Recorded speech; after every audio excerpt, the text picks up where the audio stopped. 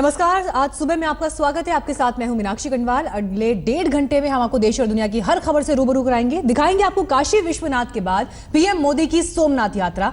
आपको बताएंगे क्यों एक स्कूल में दवाई देखकर भाग खड़े हुए छात्र। लेकिन साथ ही आज मॉर्निंग स्पेशल में आपको दिखाएंगे यूपी चुनाव पर हमारी खास पेशकश आखिरी बाजी सुबह 10:30 बजे। जरूर देखिएगा। और आइए शुरुआत करते हैं इस वक्त की बड़ी खबर के साथ। अखिलेश सरकार के लिए मुश्किल बने हुए रेप आरोपी मंत्री गायत्री प्रजापति से जुड़ी बड़ी खबर। इस बार मामले में यूपी एसटीएफ ने नोएडा में 2 और आरोपियों को गिरफ्तार किया है। गिरफ्तार किए गए लोगों के नाम अशोक तिवारी और आशीष शुक्ला है। इन्हें लखनऊ ले जाया जा रहा है। अब तक इस मामले में 3 आरोपियों की गिरफ्तारी हो चुकी है, लेकिन गायत्री प्रजापति पर सवाल बना हुआ है। उनका अब तक कुछ अता पता नहीं चला है। हालांकि इससे पहले कल इस मामले में आरोपी चंद्रपाल ने सरेंडर किया था, जिसे पुलिस ने बाद में गिरफ्तार किया। लेकिन 2 और गिरफ्तारियां इस मामले में हुई हैं और अब इन दोनों आरोपियों को नोएडा से लखनऊ ले जाया जा रहा है।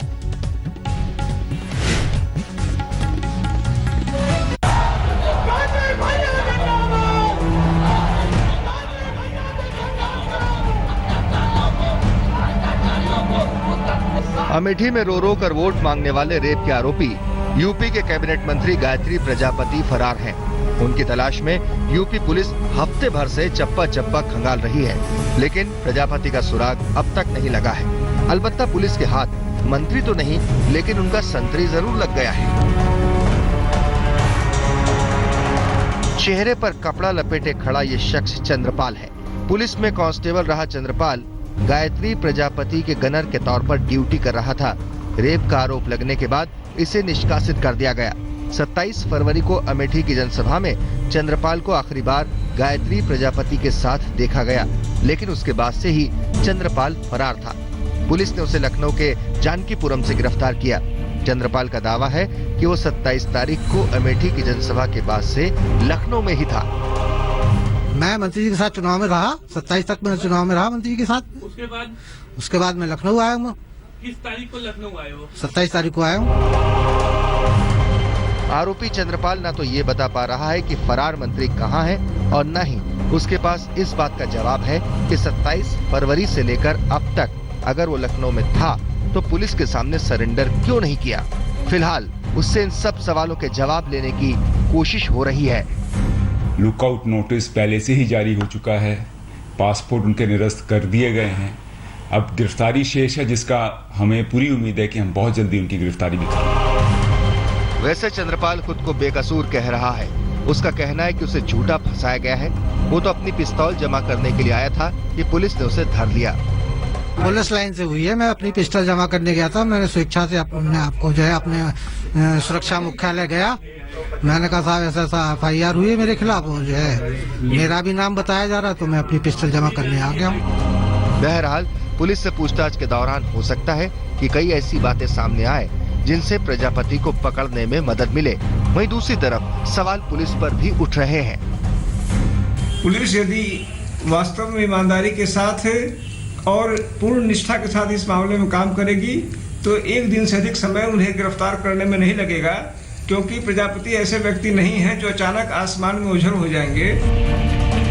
वैसे जिस तरह सुप्रीम कोर्ट ने प्रजापति की गिरफ्तारी पर रोक लगाने से इनकार कर दिया है, उसके बाद उनके सरेंडर की उम्मीद बढ़ गई है। चारों तरफ से अखिलेश सरकार की आलोचना भी हो रही है। ऐसे में माना जा रहा है कि देर सबेर गायत्री प्रजापति को सलाखों के पीछे जाना ही होगा। बालकृष्ण के साथ कुमार अभिषेक, लखनऊ आज तक। गैंगरेप के आरोप में फरार गायत्री प्रजापति पर अब वक्त की टेढ़ी नजर है। कभी गरीबी रेखा से नीचे रहने वाले मंत्री जी आज खरबों के मालिक हैं। जानकारी के मुताबिक जल्द ही गायत्री प्रजापति की संपत्ति पर जांच बैठ सकती है।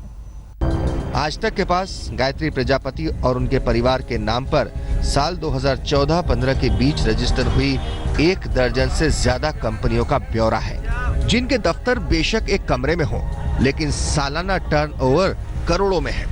गायत्री प्रजापति के बेटे अनिल और अनुराग के नाम से करीब 1 दर्जन कंपनियां रजिस्टर्ड हैं।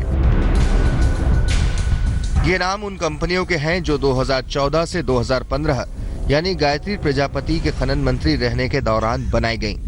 इन कंपनियों में करोड़ों का लेन देन किया गया। इनके अलावा ऐसी दर्जनों बेनामी कंपनियां भी हैं जहां गायत्री प्रजापति के रिश्तेदार, ड्राइवर और नौकर डायरेक्टर हैं।